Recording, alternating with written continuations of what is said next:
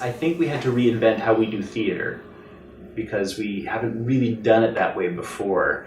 When it's a good time to jump up and work with an actor on a difficult prop. And those sorts of things, we sort of have ways of working all the time and habits, and everything had to be done through a little bit of mediation, and that means more patience, more time with it. We were very conscious right off the top, like taking everything into account to make it a shallow stage, and that was for several reasons.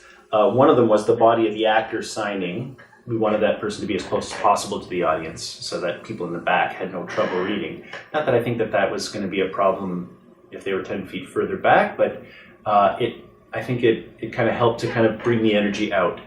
I don't know, it felt like we had to be a little bit more careful about where the limits were and where things were. We weren't, and how we had to mask things, because communication backstage, again, was a visual communication, so we had to be able to hide. This was a discovery. We had to be able to hide people in a different way than we normally do, because they had to be able to speak to each other, which meant light, which meant I got to hide the light and those people, etc. So that kind of thing built out in a very different way. The whole backstage logistics of the show were different. I think the big learning was to be adaptable, which is kind of something we always have to do.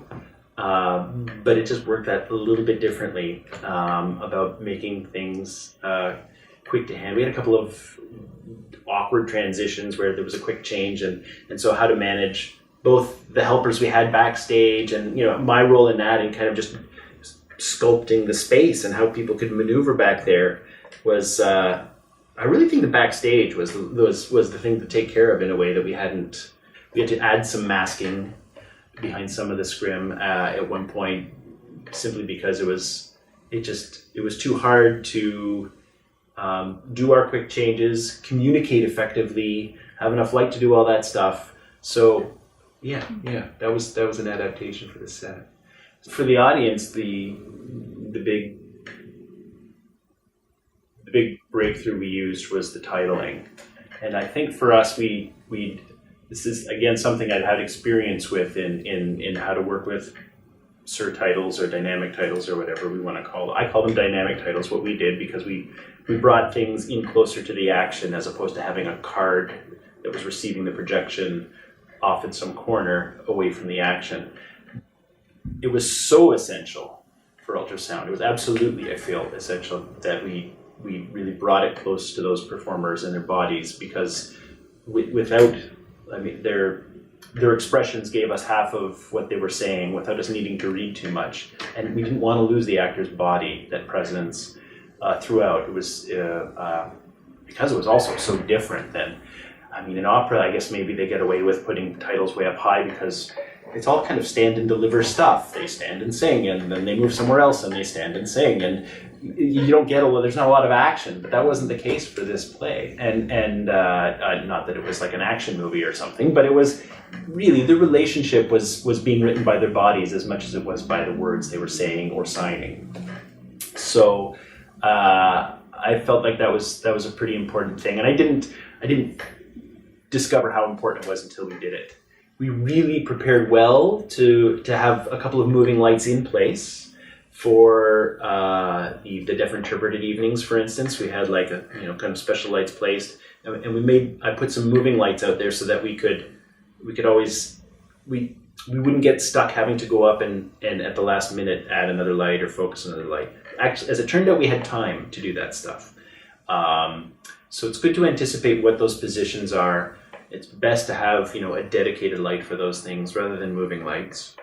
The moving lights was kind of a backup, and they came in handy in the end, because we also had to have that extra interpreter in the audience who was interpreting for the deaf interpreter. So this chain of interpretation took a bit more lighting than I had expected. I really think the investment in a good team of interpreters was absolutely essential. And that was essential for me to understand, like even just watching, having the people in the room. But it was everybody cared about the show. And you can't really do that if people are only in for a day or two and then not there. So that consistency, I felt, was actually very important to the piece. They're just another part of the team that, you know, has to be you know, as necessary as your stage manager or one of us. They have an impact, and if they understand the show, they can make things flow very quickly. Humility is sort of what you got to walk into the room with right away, because you really have no idea about people's needs on a really basic level of communication and how that works. It colors everything that happens.